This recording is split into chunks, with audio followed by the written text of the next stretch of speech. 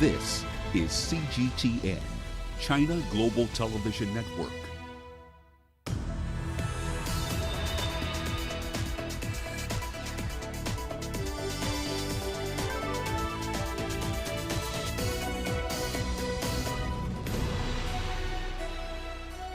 Hello there and welcome to Global Business Africa. We'll be giving you insight into Africa's business and financial markets.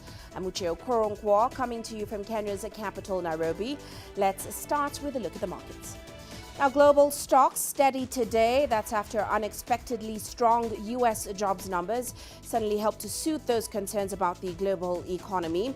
However, today MSCI's index of emerging market stocks slipped around 0.2%. That's after gaining 2.5% in the previous week, as we saw some big tech names faltering on those rising risks around a faster pace of global monetary tightening. Now, also coming up on today's show, the African Union condemns the recent wave of military coups. Egyptian President Abdel Fattah el-Sisi meets with his Chinese counterpart Xi Jinping in Beijing. And the changing skyline in South African cities as rooftop farming takes root. Now, the African Union has condemned a recent wave of military coups that has seen an unprecedented number of member states suspended from the bloc. While closing the annual summit on Sunday, the head of the AU's Peace and Security Council, Bankole Adeoye, described those events as democratic backpedaling. Now, the coups were among the main issue raised at the two-day summit. Less than 2 weeks before the summit began, Burkina Faso became the fourth nation to be suspended after disgruntled soldiers toppled President Roch Kabore. Guinea, Mali and Sudan are also currently suspended.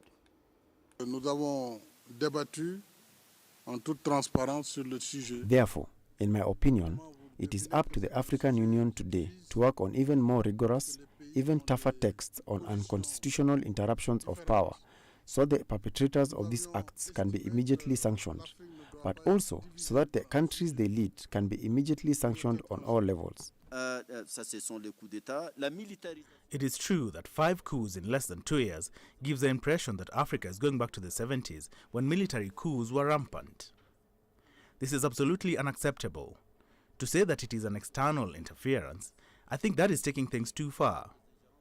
There are some problems, and there are some problems in governance, and there are perhaps difficulties, certainly. But we should not cast the blame on others. I believe that we must assume responsibility and solve our problems ourselves. Well, in light of all this, let's get the highlights from this year's AU meeting. We're joined by Coletta Wanjohi. She is in Addis Ababa, Ethiopia. Great to have you with us, as always, Coletta. Now, as Africa, of course, is facing one of its toughest battles with issues ranging from health with the pandemic to security with these coups, what would you say was the tone at this year's meeting?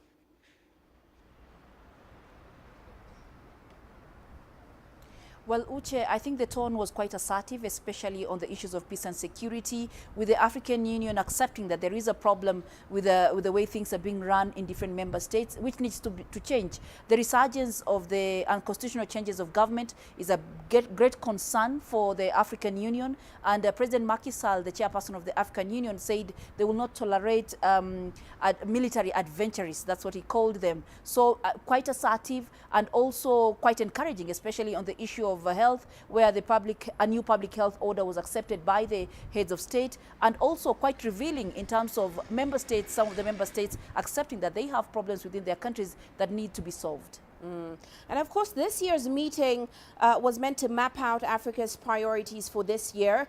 We saw them calling for a new approach going forward. So give us a sense of the hottest issues on the table and, of course, the outcomes that came out of that.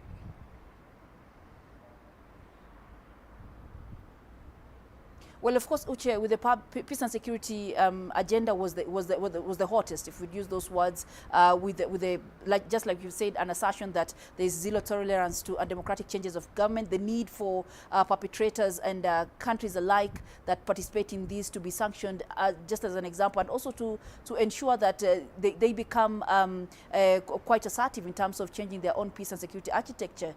And also we had the issue of COVID-19 was discussed very deeply. It was a big agenda because it is a threat also, not only to health, but also peace and security. So that was given a lot of attention. Also, the theme of the year, which is building resilience in terms of nutrition and building nutrition through agriculture, was also given a lot of talk about it, with a recognition that more than 230 million people in different parts of the continent are undernourished, which is quite a big concern. The number has increased over time. And also we saw the heads of state also talking about the need to operationalize and support the African Continental Free Trade Area. They talked about the need for domestic financing, as well as, very importantly, the need to support the continent towards economic recovery, especially after the effects of the pandemic. Well, how fruitful would you say the discussion around continued African solidarity in addressing the impact of the COVID-19 pandemic on the continent, how fruitful would you say those discussions were?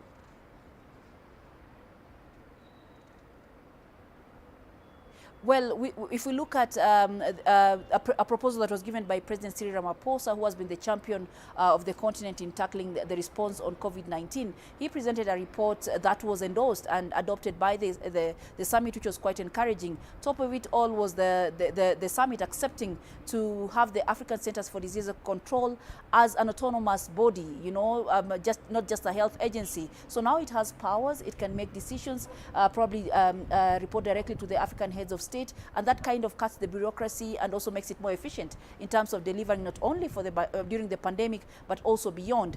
Also under President Ramaphosa's proposal that was endorsed was the issue of the need to create a health task force that will investigate the exact needs of Africa in terms of health, not only for the pandemic, but other things, and also guide the continent to be able to fill these gaps.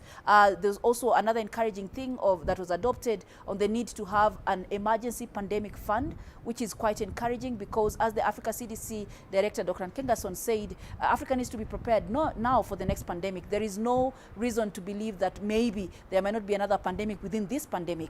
So a pandemic fund, an emergency fund, was quite encouraging. And also above it all was the need to encourage or incorporate the youth in ensuring that health factors are really looked after, and member states also accepted to put measures to boost vaccination against COVID-19. Currently, an 11% vaccination rate is still very low in the continent. Well, as always, many thanks for that great update, Coletta. That, of course, is Coletta Wanjohi joining us there in Addis Ababa. Well, let's head to Mali now. The government there has asked the West African Economic Monetary Union to lift sanctions that it says will have severe impacts on its population. Now, it also adds that it has never been formally notified of those sanctions by the monetary bloc, which is a violation of procedure. Mali calls those measures disproportionate, inhumane, illegitimate, and illegal. This comes after the Economic Community of West African States and the Monetary Union imposed sanctions on the country early last month. Now, the Monetary Union instructed all financial institutions under its umbrella to suspend Mali with immediate effect. Mali blamed these sanctions on bond defaults worth about $31 million. Now, Egyptian President Abdel Fattah el-Sisi has met with his Chinese counterpart Xi Jinping. This was after attending the opening of the Beijing Winter Olympics. Now, President Sisi was among over 30 leaders and heads of states who attended the opening ceremony on Friday. Well, from Cairo, Yasser Hakim reports on the significance of the talks by the two leaders in boosting China and Egypt's bilateral relations. Egyptian President Abdel Fattah el-Sisi attended the opening ceremony of the Winter Olympics in Beijing, and that's despite Egypt not having a Winter Olympics team, which reflects the strong and historic ties between both countries. During their bilateral talks held on Saturday, the two leaders confirmed they have a common stance and mutual interests towards global and regional issues. On combating the coronavirus pandemic, President Xi Jinping said China is supporting Egypt to become a vaccine production and distribution hub for developing nations. The two countries had jointly established Africa's first production line of COVID-19 vaccines in Egypt's capital in 2021. The Chinese vaccines are being produced in Egypt. Therefore, we are benefiting from the transfer of technology in this field, as Egypt is maybe the only country in Africa to have this type of cooperation with China. And not just this, there are new projects all the time. For instance, there are Chinese plants manufacturing medical equipment and a factory with 5 production lines that produce 350,000 masks a day. According to a presidential statement released after the meeting, the two leaders said they focused on the importance of enhancing economic cooperation on the Belt and Road Initiative that runs across Egypt's Suez Canal. Egypt is one of the main pillars of China's Belt and Road Initiative since 2013. We are talking about establishing Chinese factories and industries in Egypt. The Chinese industrial city at the Suez Canal Economic Zone called TEDA has already attracted 2.8 billion of investments. I believe talks by the two leaders will result in more investments, more cooperation and economic development in the near future. China was Egypt's biggest trading partner with $12.8 billion in 2021 and is a major investor in the North African country with over $7 billion worth of investments. And discussions in Beijing were aimed at elevating these numbers. No one can deny that China is one of the biggest countries, one of the biggest economies, advanced economies in the all over the world. Most of the green projects and the green power projects are part of the Chinese philosophy nowadays. So I believe also we can make use of the Egyptian market or Egyptian economy, make use of all these advanced technology and let's say electric power and the solar energy and solar power projects. Before his departure from Beijing, President Sisi officially invited the Chinese leader to visit Cairo soon. President Xi's last visit to the North African country was in 2016. Yasser Hakim for CGTN, Cairo. And moving on now, a report released by an expert panel in South Africa indicates that the nation's police and intelligence services failed to anticipate violence in which more than 300 people died. Now, the investigation commissioned by the president was looking into incidences of arson and looting last year amid protests triggered by the imprisonment of former President Jacob Zuma. Now, Zuma was charged for defying a court order to appear before a corruption inquiry, landing him a 15-month jail term. It is estimated that about $3.2 billion worth of damage was lost to the unrest. The government deployed soldiers, but the report says that there was a significant intelligence failure to prevent and also disrupt the planned violence. The slow response is being attributed to issues such as poorly equipped police and, of course, inadequately trained security forces. Now, President Cyril Ramaphosa, in a State of the Nation address on Thursday, is expected to give a statement on how his government will respond to that report.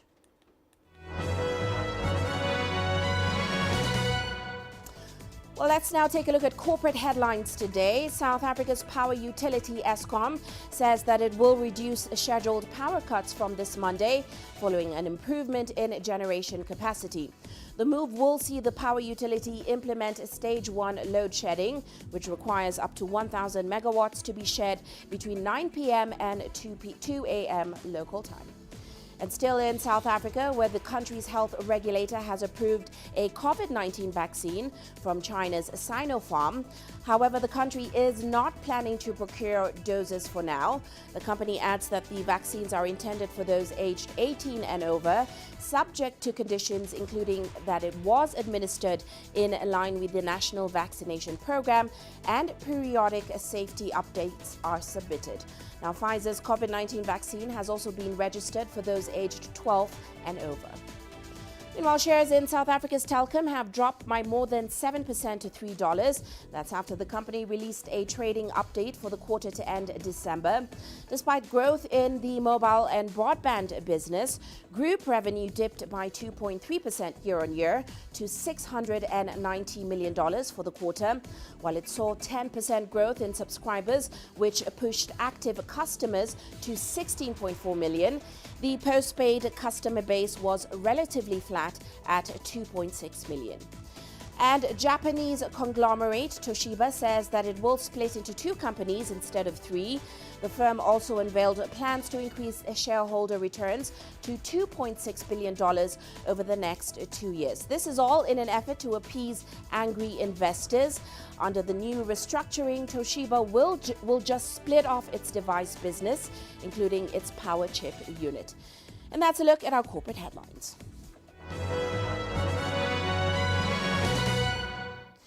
Well, let's head into a short break now, but still to come on the show.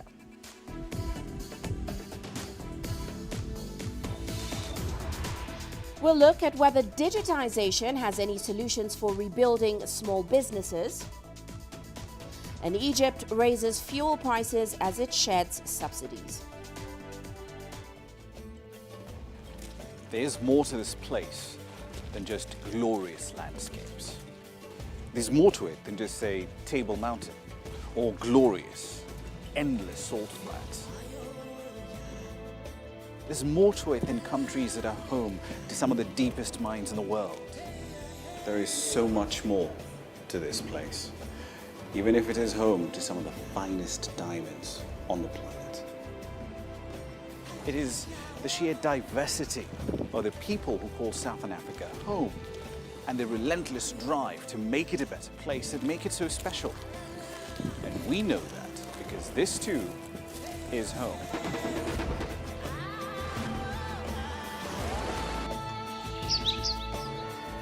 No one knows Southern Africa like we do. CGTN, see the difference.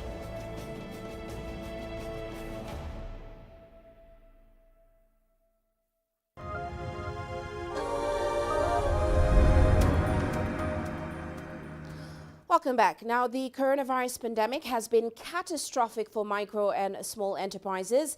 They have lost businesses at a shattering rate compared to large businesses. Now, such businesses tend to have their capital tied up in inventory, much of which is purchased on a credit, and they also depend on regular turnover to maintain profitability. Well, according to the International Trade Center's 2021 SME Competitiveness Outlook, MSMEs have suffered the most from the pandemic. 60% of micro and 57% of small businesses have been strongly affected. That's compared to 43% of large firms. The report recommends that one way to build MSMEs' resilience against shocks is to embrace the possibilities offered by digitization and, of course, prioritize inclusiveness for sustainable growth. Well, let's find out more about a program that is doing just that. We're joined by Jane Delcer. She's a principal consultant at BFA Global.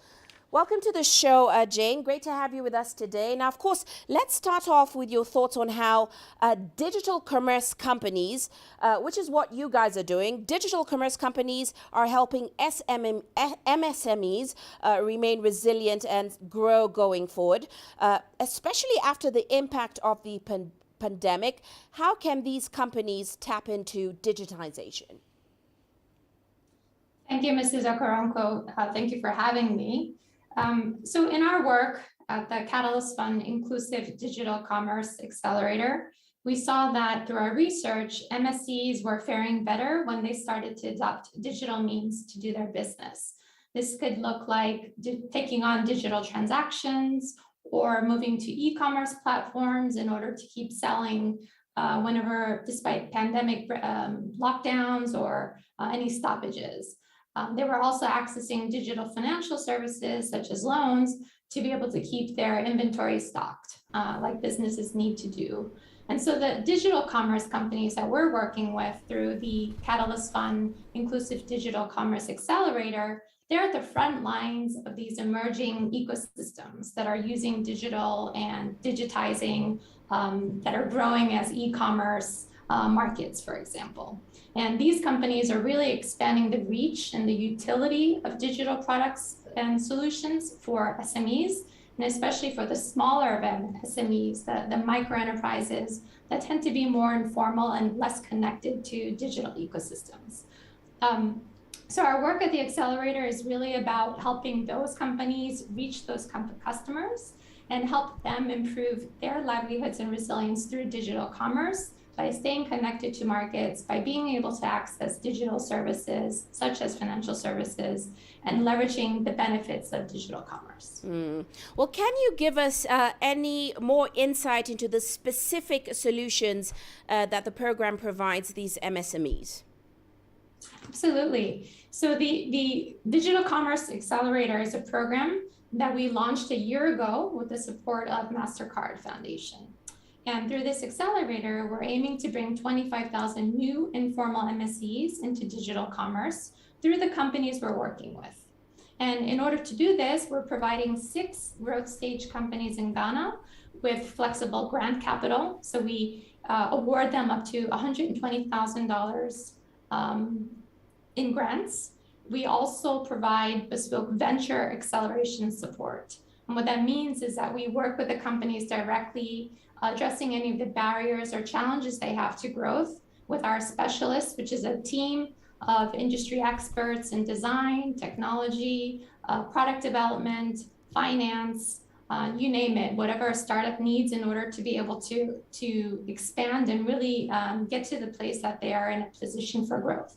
And then we also provide them on the ground support through MEST, our country partner, which is a program in Africa that works with early stage companies. And we also provide them with connections to ecosystem players across the digital commerce value chain to help them scale and reach more informal MSEs.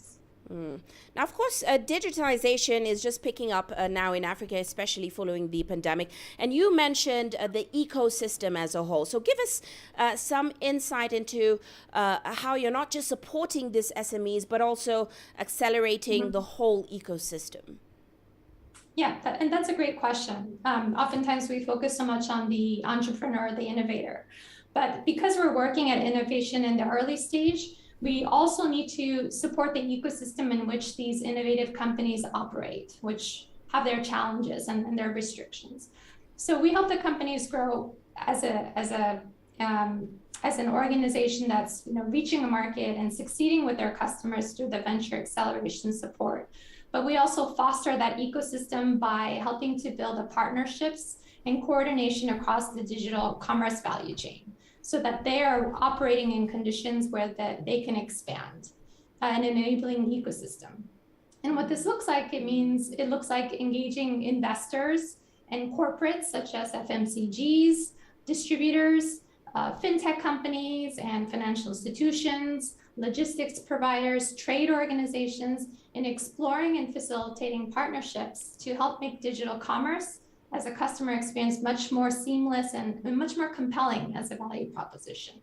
And so in turn, that kind of enabling ecosystem should also promote the uptake of the digital commerce offering by these companies. Now, it's interesting. You say you've been able to raise over 4 times the average amount that startups in Africa are able to raise. So given that financing is usually a major setback for these companies, how much has the program raised so far, and why do you think you've been able to raise this much? Sure. Our flagship program, Catalyst Fund, it focuses on supporting tech innovators in emerging markets. It's operated by BFA Global, a consultancy in financial and digital innovation in emerging markets, and supported with the support of FCDO, JP Morgan Chase & Co., and Rockefeller Philanthropy Advisors. So the Digital Commerce Program is an expansion of this flagship program. And we've been successfully running this program for almost 6 years through this model, with over 55 companies across 14 markets. And what we see across our Catalyst Fund portfolio of companies is that for every dollar spent in our program, the companies on average have raised $44. So the ROI on that is more like 40x.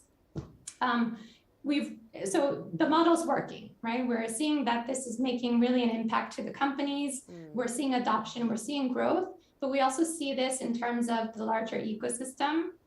To date, we've raised 240 million across the portfolio. Companies have seen employee growth at about 126%.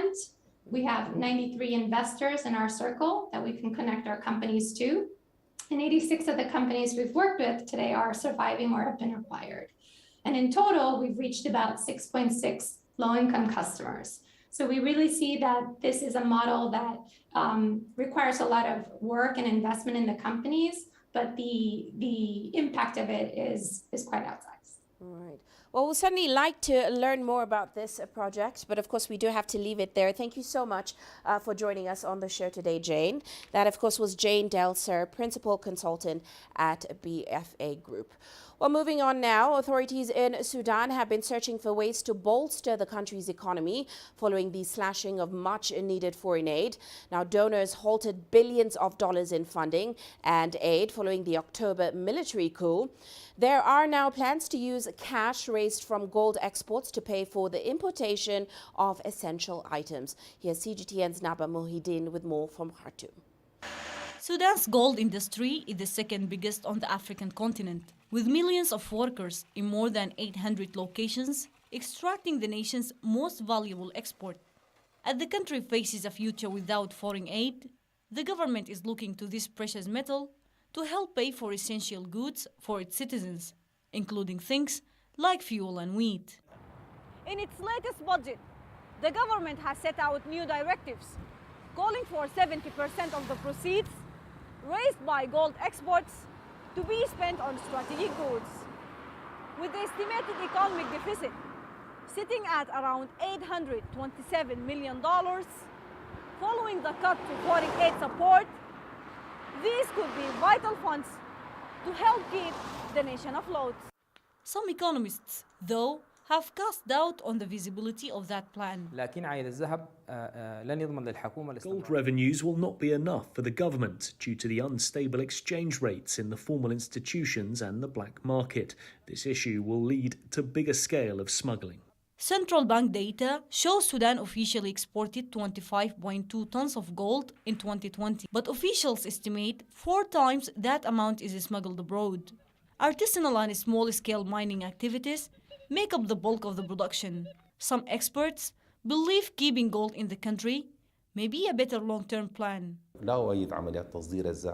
gold should be saved as reserves in the Central Bank of Sudan.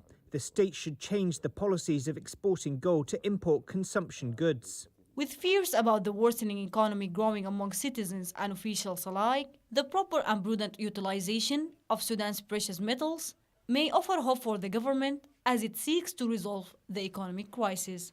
Naba Mohideen, CGTN, Khartoum, Sudan. And heading to Egypt now, the country has raised fuel pump prices by £0.25 of an Egyptian pound per litre, but has kept diesel prices on hold. That's just about $1. Now, as a fuel importer, Egypt has had to increase prices for the third time in 9 months, and that's due to international oil price hikes. Here's CGTN's Yasser Hakim with the details. A fuel importer, Egypt has had to increase prices for the third time in 9 months due to international oil price hikes. Fuel prices in Egypt are announced every 3 months by a special committee. It calculates the international price of crude and the exchange rate of the Egyptian pound against the dollar to set the fuel price in the North African country. This system has succeeded to cut subsidies on fuel that have been eating up $3.4 billion from the state budget. That's nearly 30% of total imports. So if we go to compare actually the ministry who has been subsidized the fuel with this amount of money, if you can see actually like previous year it was like 52 billion Egyptian pound, but nowadays actually it is like 28 billion. So you can see like 50% has been actually decreased compared to the previous years. Though cutting energy subsidies saves a lot on import costs, it does, however, have an inflationary effect on the market, which puts financial pressure on the predominantly poor population.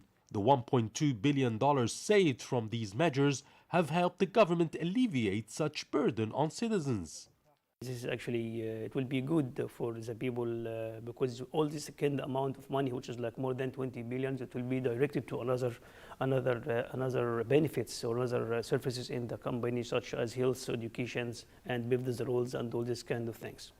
Benefits also include 2 wage rises in 6 months, increase in social and financial benefits for the poor, and the new health insurance system.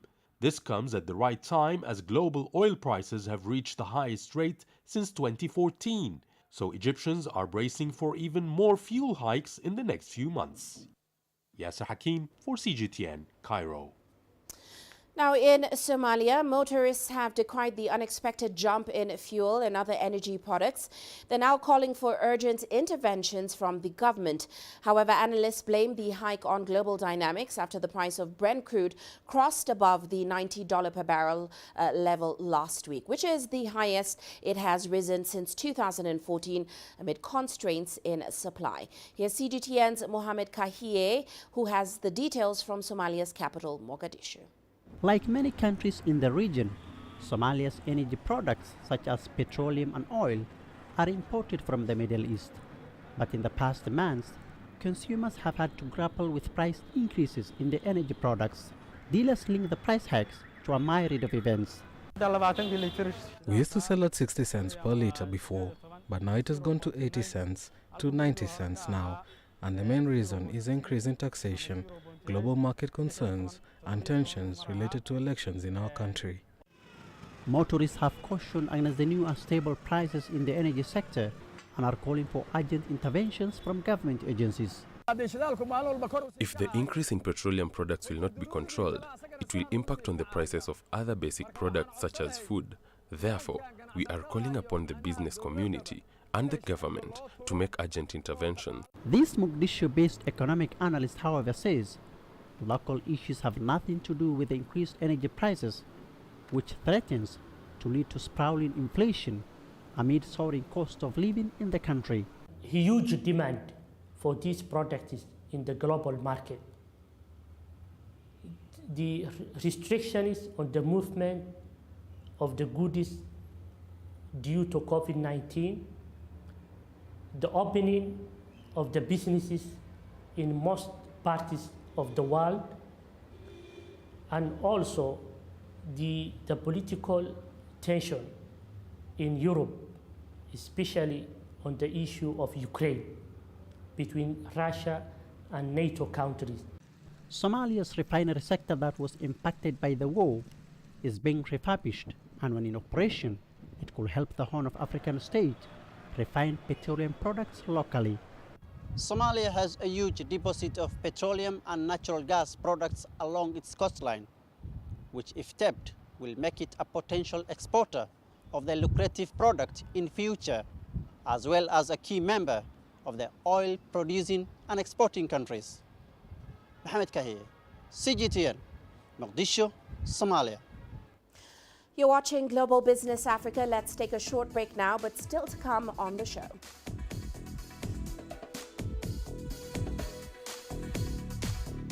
China's total GDP for 2021 stands at 18 trillion US dollars. And Australia reopens its borders to all vaccinated visa holders. Change is on the horizon. Through the shifting of time, Africa's emerging tech landscape is creating new channels. There's a hunger for local African content globally. Shaped by innovation, carved out by a new generation of digital entrepreneurs, sculpted by a mobile revolution, and trickling down to the most remote corners of the continent. TechSpot is seeking out the new concepts in technology, disrupting Africa's traditional sectors.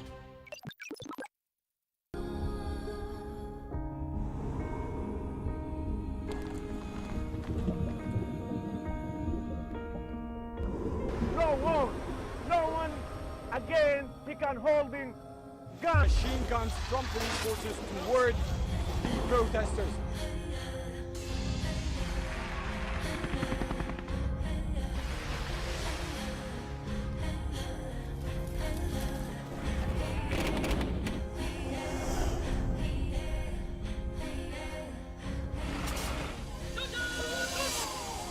Were you worried about your life at that particular time? Not at all. Thank you very much for your time. What is your assessment of the state of the continent today? Africa has the potential to power itself. Excuse me.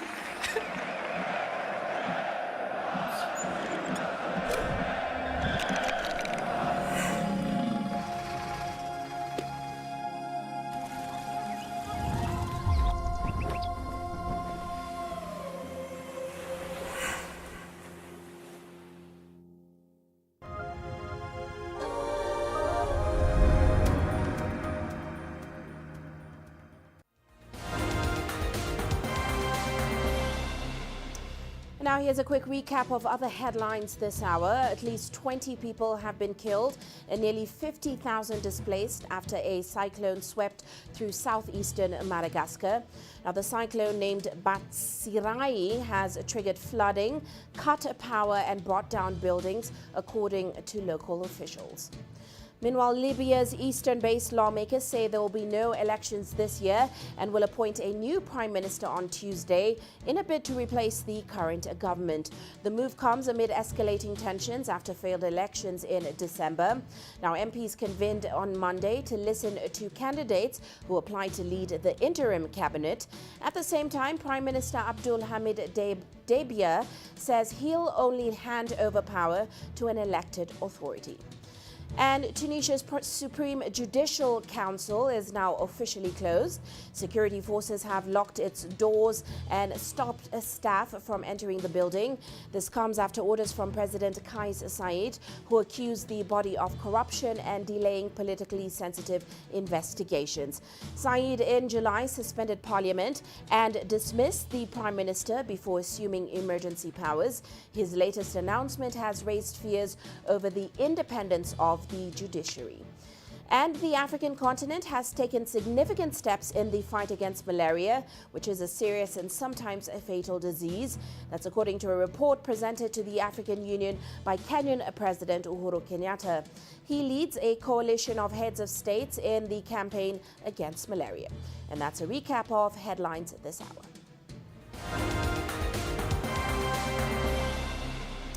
And now to some international news. China's top economic planner says that the country has the necessary confidence and conditions to maintain a stable, healthy, and sustainable economic development this year.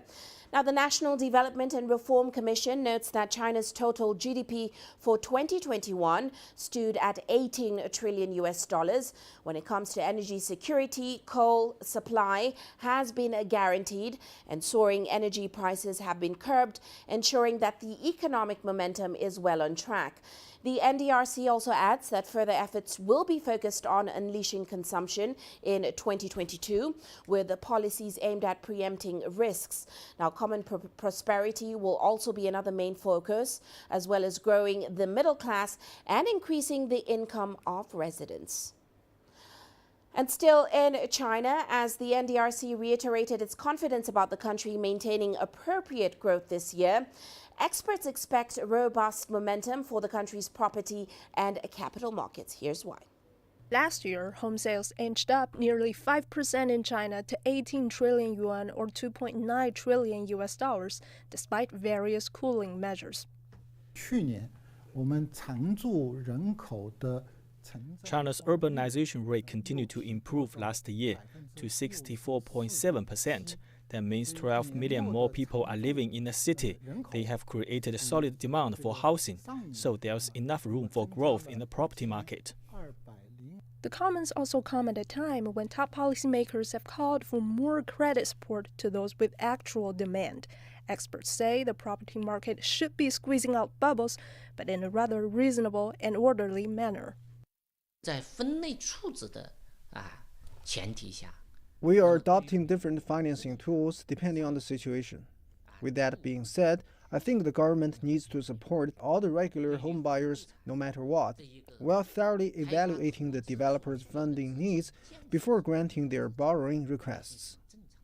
Experts are also positive about China's capital market. Many believe the A-share market has reached an investable bottom after a recent round of corrections. The interest rate and inflation are both at a relatively low level compared with developed economies. The Asia market has been edging up steadily for the past 3 years. I would say the trend would continue with strong fundamentals. The trailing price-earnings ratio stands at 13 on the Shanghai Composite Index. 13 is traditionally categorized as low valuation, which points to long-term earning potential. Meanwhile, several public and private equity funds, as well as many A-share-listed companies, have also been confident enough to buy back shares in recent weeks. 高颂雅 CGTN. Well, let's move on now. French President Emmanuel Macron on Monday left for Moscow to find common ground with President Vladimir Putin over Ukraine. Now, this comes at the start of a week of intense diplomacy over fears of Russia preparing to invade Ukraine. Macron will be the first top Western leader to meet with Putin since the start of the crisis in December. German Chancellor Olaf Scholz is meeting with U.S. President Joe Biden in Washington on the same. Now, Western leaders are set to maintain a united front in their biggest showdown with Russia since the end of the Cold War. And according to U.S. officials, Russia has assembled 110,000 troops near the border with Ukraine and is on track to amass a large force for a full invasion by mid-February. Russia, on the other hand, insists that it has no plans to attack, but it is taking care of its own security. Well, still on the Ukraine issue, the European Union is talking to the United States and other suppliers about boosting gas deliveries to Europe due to concerns over supply from Russia. The EU Commission President Ursula von der Leyen says that the EU is exploring options in Norway about increasing their supplies to the region. Escalating tensions between the West and Moscow over Ukraine have now raised concerns about Russian gas flows to Europe. Prices have soared to record levels in recent months. That's amid factors including lower than expected imports from Russia. Now, Europe's gas storage is around 10% less than usual for the time of the year. We're building a partnership for energy security with the United States, which is primarily about more LNG gas supplies. We are talking to other gas suppliers, for example Norway, about increasing their supplies to Europe. Europe imports 90% of its gas and more than 40% of that originates from Russia. Despite record prices and a huge demand, there is apparently no interest whatsoever in ramping up deliveries to us. That's a very strange way of conducting business on the part of Gazprom. Well, let's head to Australia now, where Prime Minister Scott Morrison says the country will fully reopen its borders to all vaccinated visa holders from February 21st. It's been 2 years since the country shut its doors to non-citizens. We have been progressively opening our borders since November of last year. Those programs have proceeded very successfully. Whether it was the programs we had in place with New Zealand or Singapore, and then with Japan and South Korea, opening up to international students and backpackers and economic migrants who are coming to Australia. That will now be extended principally to international visitors who will be able to return. The condition is you must be double vaccinated to come to Australia. Of course, Australia imposed some of the world's toughest travel restrictions on its citizens and permanent residents in March 2020 to prevent them from bringing COVID-19 home. But arrivals could still face a mandatory quarantine period, depending on the rules in the state or territory they arrive in. Morrison says visitors must have a proof of vaccination, and travelers who have not been vaccinated against COVID-19 will be required to apply for a travel exemption to enter. Now, Tunisia is seeking to restore 2.2 million hectares of degraded lands by the year 2030. This is after increased destruction over the last few decades. It has also started a national program to plant over 2 million trees in areas affected by fires. Here's CGTN's Adnan Shaushi with the details. In the summer of 2021, 25,800 hectares of forests were burnt in Tunisia. Wildfires were linked to extreme drought and heat waves. Now thousands of volunteers are joining the national campaign to plant millions of trees in the north and northwestern regions. The operation will also target desert areas in the south, where desertification is degrading dryland ecosystems. Solid Green NGOs and Tunis Cleanup NGOs. We are organizing so far like many operations of planting trees all over the countries. I mean, those lands, mainly the lands that was burned like a few years ago, and actually we do monitor those lands with the ministry, and if there was no natural regeneration of the trees, we do organize operation, and also we do the follow-up needed right after that. We are rebuilding biodiversity to combat climate change and desertification while regenerating burnt forests. The National Observatory of Agriculture says the burnt forest areas saw an increase of 322% in 2021 compared to the same period of 2020. Every weekend, environmental activists travel to remote mountain regions to take part in this large-scale reforestation operation. Our objective is to plant up to 10,000 trees every weekend. Despite the cold, the rain, the wind and extreme weather conditions, we are determined to replant our country. I encourage everyone to join us. Hopefully, we've contributed to preserving nature. We cannot live without trees. The Forest and Pastoral Reforestation Department at the General Directorate of Forestry in Tunisia announced that the state and the civil society have achieved 25% of the reforestation effort since the start of the program on the second Sunday of November 2021. We have achieved 25% of our objective, which is planting 2 million trees. Reforestation kicked off in November because the rainy season started late. It will be stepped up in February and March to achieve 80 to 90% of the national reforestation campaign. The NGO Towns Cleanup is operating in many areas affected by wildfires.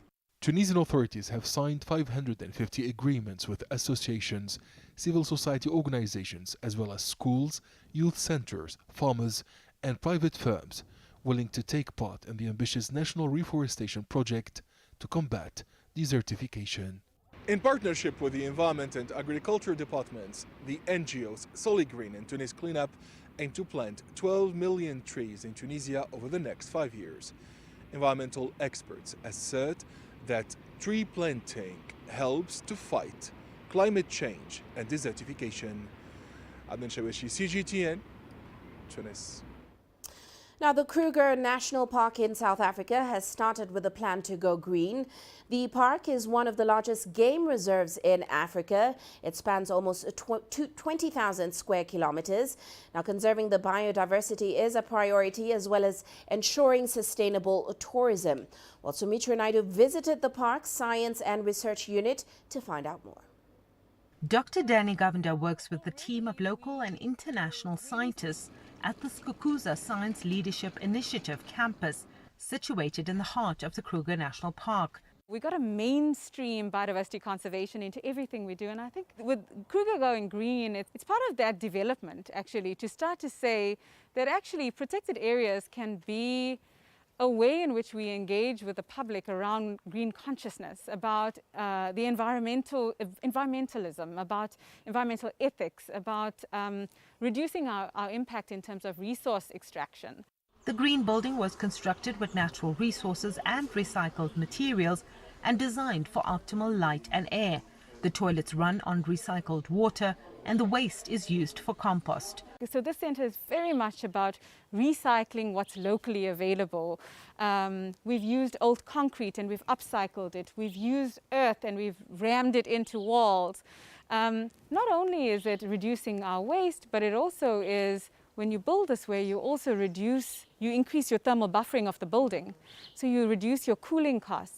And so it's things that we need to start thinking about for the future of the planet, for conservation broadly and for biodiversity and species conservation. This solar farm is already feeding power to parts of Skukuza, the largest rest camp in the Kruger. The idea is to, by 2025, we start really for Kruger, especially in our smaller camps, which we've already made a lot of headway with, is to actually get them off grid.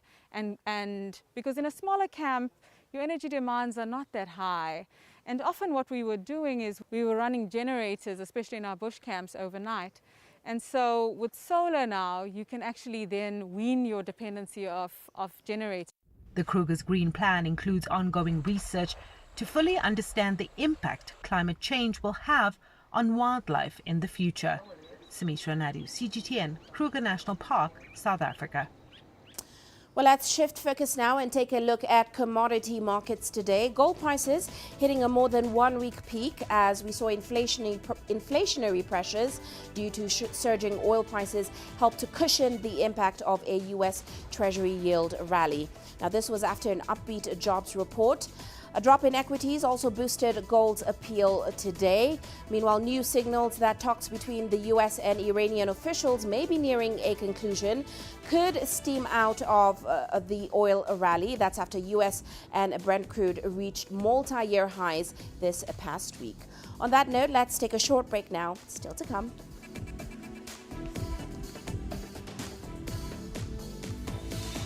Urban farming takes root in South African cities, transforming rooftops and balconies.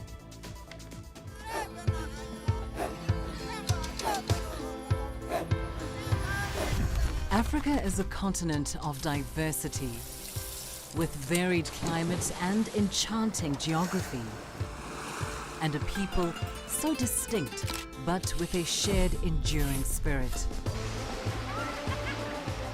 We are at the heart of the continent to bring you the untold stories. Let's have a look. We celebrate Africa as it shapes its own destiny. I've been Tunis, Cairo, Syria, Juba, Johannesburg, Ethiopia, Tanzania. Africa Live. Find your voice. The greatest journeys, the greatest sights,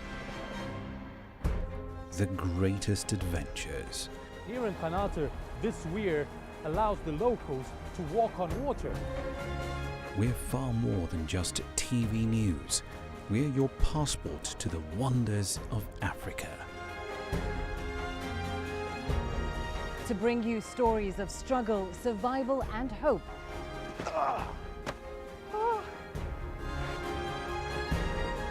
So let's explore.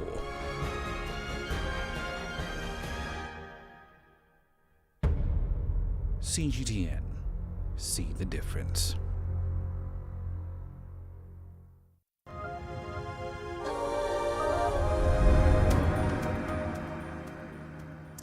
Well, let's go to Uganda now, where a curfew on the country's famous motorbike taxis has finally been lifted.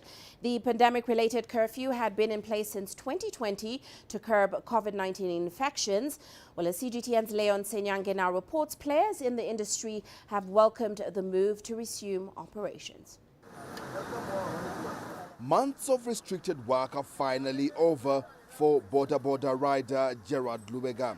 He has, over the past 2 years, been forced to limit his work hours to a 5 a.m. to 6 p.m. shift. Now, for the first time since the country's COVID-19 lockdown in March 2020, Lubega and thousands of other motorbike taxi riders will be allowed to operate at any time of the day. Most people leave town at 6 p.m. and that was our curfew time, but it was also the best time to make some money. It was very difficult, but I am grateful we can now work longer. The easing of restrictions has come as a relief for passengers as well.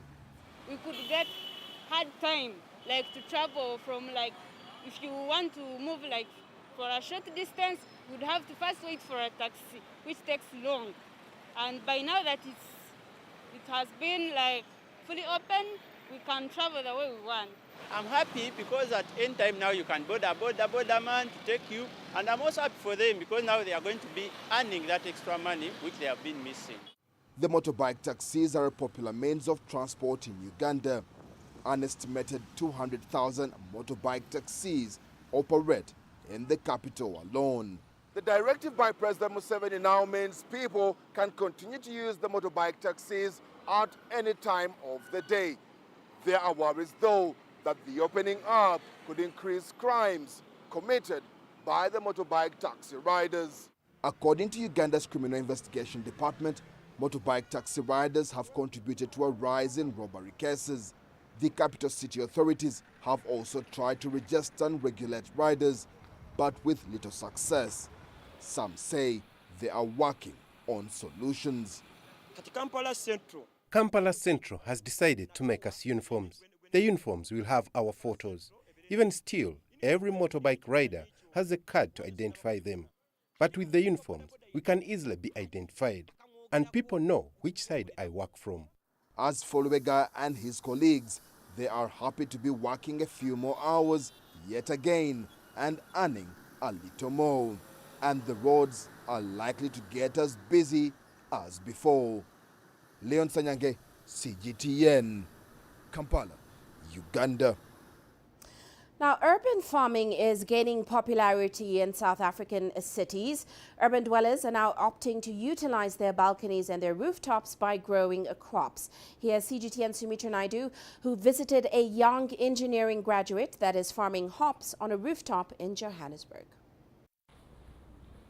Kaya Maloney started farming hops in 2019. He received $30,000 in funding from a local incubator to set up his farm on top of a building in Johannesburg. I've always wanted to be innovative in business. Urban agriculture spoke to what I wanted to do. I chose hydroponics as opposed to aquaponics or aeroponics because I felt that was the best opportunity to grow hops. Kaya is able to grow his hops in a fraction of the space traditionally used and harvest in 3 to 4 months at a time instead of the normal duration of 12 months. It's a 300 square meter hop house. So basically on this space I get like 550 buckets, spacing of about 15 centimeters, which I need more. But what I've learned with hops is that when they can't grow up, they grow wider and they start fruiting. So that's been something also beneficial. I have a 5,000 liter tank outside that has water in it. It's my reservoir tank. And I mix my chemical nutrients that help the hops grow. It's automated hydroponically that every 4 hours for 20 minutes the water regenerates itself. It goes back into the tank through hydroponics, and that's what hydroponics means, essentially getting the water, reusing the water. Every 3 months I'm able to harvest. Hops have only ever been grown on the west coast of South Africa. Now, the weather patterns of the west coast are completely different from the weather patterns here in Johannesburg. But Kaya has managed to use his engineering background and new innovation to make all of this possible on a rooftop in the Johannesburg CBD. In George, they have 16 hours of sunlight. In Johannesburg, we have 14 hours of sunlight. So I had to compensate with extra lighting. Couldn't afford the LED lighting, so I'm using regular CFL lighting. We have dark shading curtains to trick the plants once it's flowering. We call that photoperiodism. And with photoperiodism, you basically trick the plant into thinking days are shorter, so they start flowering more and quicker and faster. We also have like CO2 extractor fans at the back, suck out all the CO2, and air condition that bring the temperature down when it gets too hot in Johannesburg. Hops are mostly used as a preservative and taste ingredient in beer. While mostly associated with brewing, Kaya has found other uses for his crop.